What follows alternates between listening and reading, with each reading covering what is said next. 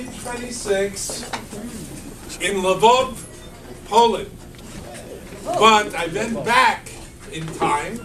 I was there in the time of the Maccabees.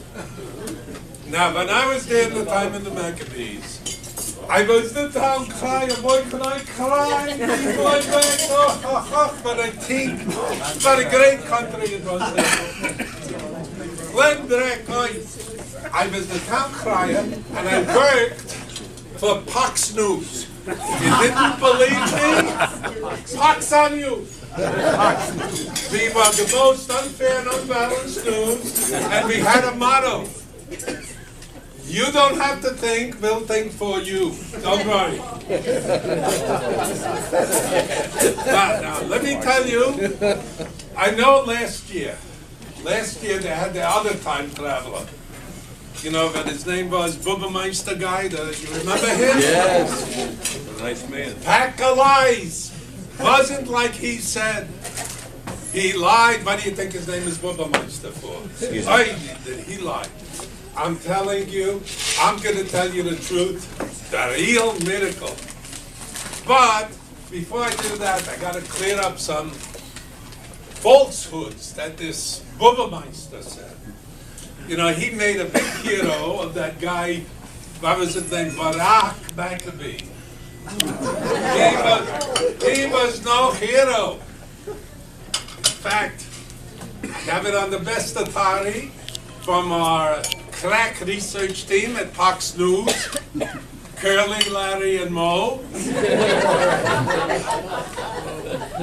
that this guy wasn't even an Israelite. He wasn't born in the Holy Land. Did you see a birth certificate? No. He doesn't want to show it. No birth certificate. In fact, I'll tell you more. He wasn't even a Jew. He was a Muslim. Now, you say, how can he be a Muslim before Muhammad and before Islam? I'm going to show you. He was a pre-Muslim Muslim. And if you'll follow me a little bit on my board here, you all see the board? Yeah. Okay. I'm going to explain it to you simply. One, I'm going to write 3 words. You see those words? Yes. Yeah. You now understand, maybe? Yeah. The 3 words. Watch, and then clear as it be clear. Barak, Islam, Allah. You see what they have in common? Do you understand? You make the connection? No? You don't see what they have in common? They all have 5 letters. All have 5 letters. Don't you see it? 5 letters. 6. Okay. If that don't do it for you, let me tell you another one. Okay. You know the story? You know the story of Abraham with Ishmael and Hagar? You know that story? He sent Ishmael and Hagar away. It doesn't say where they sent them. They sent them to Ethiopia, where Barak was really born. Ethiopia. And my crack research team, you know who I mean, those 3 guys. I'll show you on my board. Here, Ishmael goes to Ethiopia. Ethiopia, half of Ishmael's children, they stay in Ethiopia. Half of them go Saudi Arabia. This group was from Barack Hussein Maccabee, and this group from Mohammed. Goes to prove they were first cousins 56 times removed. So there they are. Now, if that doesn't get it, I have a picture. See that picture? You see what's wrong with it? Take a look. This is when Barak met the chief of the Jebusites.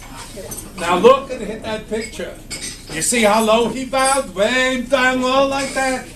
That's not a Jewish bow. Jews do a little shuffling, a little anachnu korim, but they don't bend that low. That's a Muslim. That's a Muslim. I'll prove it one more time. Take a look up here. You see the pre-Muslims, they have a way of talking to each other to discover if they're kindred spirits.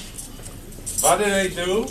They have a secret question with a secret answer. If it's done the right way, they know they're pre-Muslims together. So what do? The question, what is the meat you like best? The meat I like is lamb. Islam! Did you get it?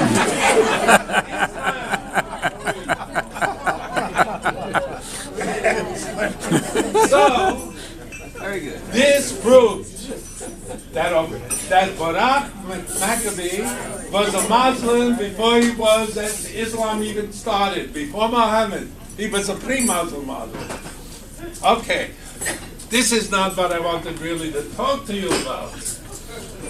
The most important thing is about Hanukkah, the story, the striving for liberty and freedom and the fight.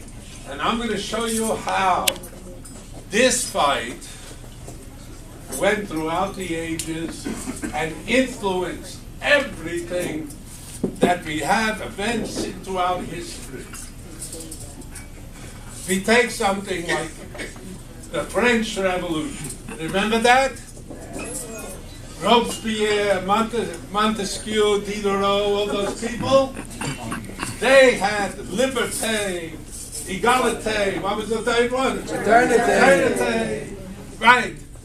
So, I got to tell you, there was a little misunderstanding in some of them, misquotes. For example, Marie Antoinette, what did they say she said? That's not what really. They weren't talking about all the French people, they're talking about the Jews. And they said, the Jews ain't got bread. She said, let them eat matzah. What a cruel thing to say, eat matzah all year long. Severe case of constipation. So, anyway, they got rid of the nobility, but they didn't want to be that cruel. The leaders went to Madame Lafarge. Madame Lafarge, all she wanted to do, she knitted, all the knitting. She didn't want to be cruel. She said, good punishment for them. I'll knit yarmulkes. I'll put it on their heads. We'll make the nobility walk to the streets of Paris with yarmulkes. So when the leaders came, they misunderstood her. They said, what should be the punishment? She said, kipot. They thought she said, kaput. And there was Madame Guillotine. Now, in India, that also was a fight for freedom, liberty.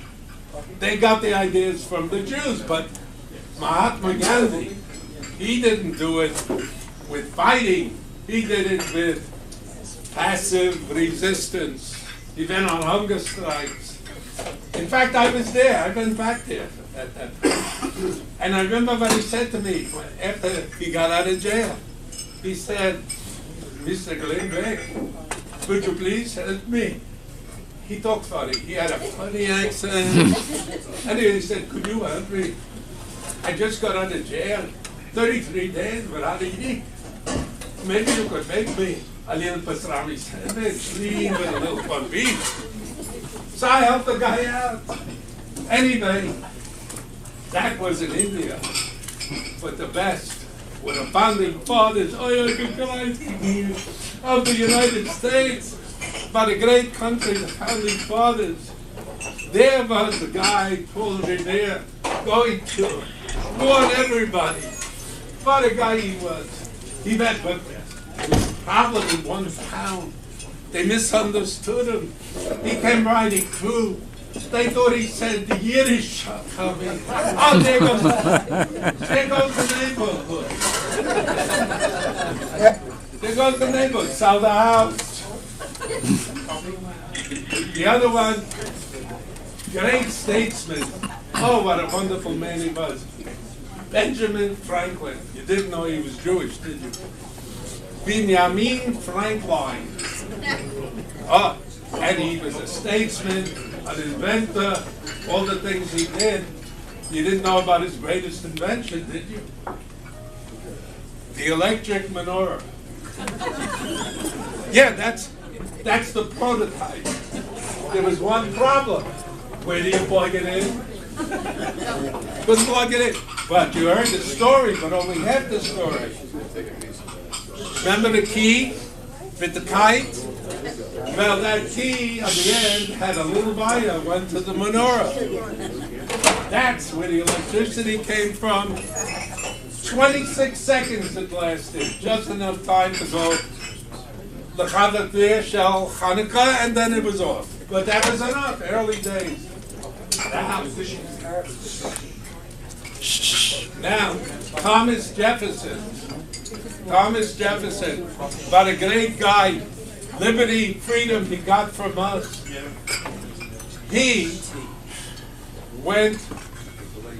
wrote the Declaration of Independence. He went and he took these ideas of liberty and independence, and he would sally forth with those, and then he did sally for a 5th time and a 6th time.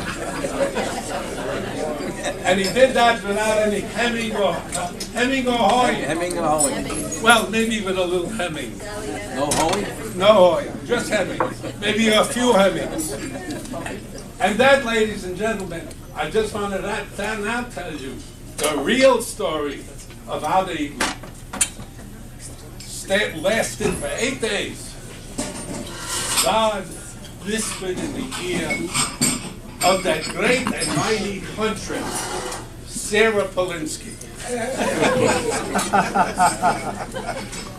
He said, Sarah, this is what you got to do. We got to get some sperm oil. She said, oh, Hotters, my God, sperm oil. Demand, they got to donate sperm. What is this? He said, no, Sarah. You're a little light in the attic. Sperm oil comes from a whale. So she went out with a golden bow and arrow, poof, one shot, got the whale. Didn't she use a hammer? Hammer? Well, no, she didn't need it. One shot, what a hunter she was. Brought it back, they took the blubber, from the blubber, they made the oil last, all these fun. Does that story smell fishy to you? No, this is a true story. It really happened that way. So, in conclusion, now you know the real story, and Glenn Beck here. Glenn Beck, right. I want you to know, I'm so glad to have come here to Unisex Club, and I want you to read my new book, FDR, Obama, and the Communist Muslim Socialist Conspiracy. Thank you very much.